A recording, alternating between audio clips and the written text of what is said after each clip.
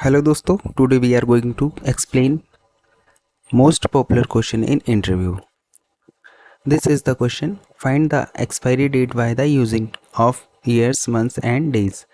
There is the issuing date and that is the expiry date.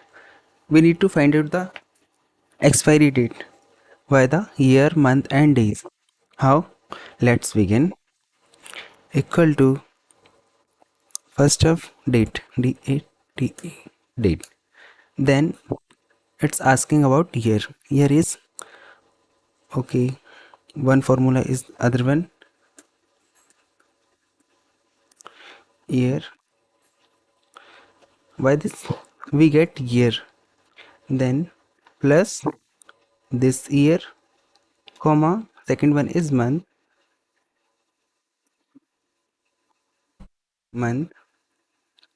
By this we get month, then comma, plus this month, comma and days.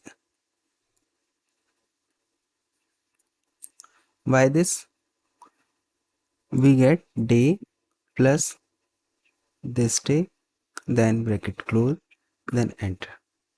Look, we got the answer. Thank you.